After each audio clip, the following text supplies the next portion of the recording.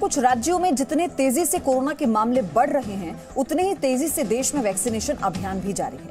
केंद्र समेत कई राज्यों की सरकार वैक्सीनेशन पर खासा जोर दे रही है, जिसका असर यह है कि कल देश में वैक्सीनेशन का नया रिकॉर्ड बना।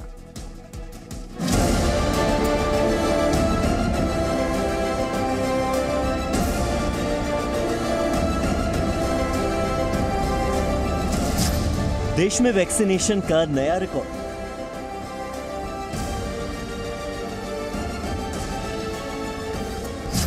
एक दिन में सबसे ज्यादा लोगों को वैक्सीन।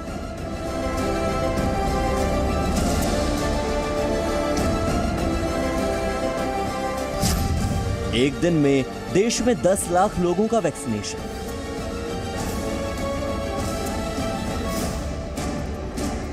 गवर्नमेंट ने जो भी इंतजाम किया हुआ है वो बहुत ही अच्छा किया हुआ है।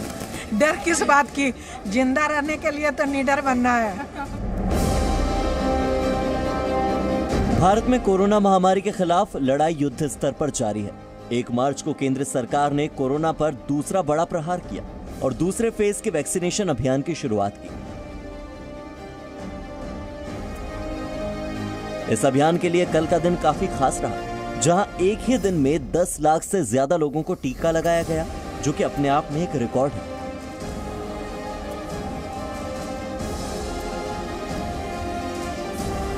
वहीं अब तक के कुल आंकड़ों की बात करें तो 16 जनवरी से शुरू हुए वैक्सीनेशन अभियान में अब तक 1,77,00,000 डोज दिए जा चुके हैं। मौजूदा वक्त में बुजुर्गों और गंभीर बीमारियों से ग्रसित लोगों को टीका लगाया जा रहा है। इसके बाद युवाओं का नंबर आएगा। राजधानी दिल्ली में भी गुरुवार को एक दिन में अब तक का सबसे ज्यादा वैक्सीनेशन डेटा रिकॉर्ड हुआ है। बीते दिन 402 वैक्सीनेशन साइट्स पर 27,959 लोगों को वैक्सीन लगाई गई। इससे पहले 22 फरवरी को 27,219 लोगों को टीका लगाया गया था। प्राइवेट सेंटर्स पर 63.73% वैक्सीनेशन हुआ।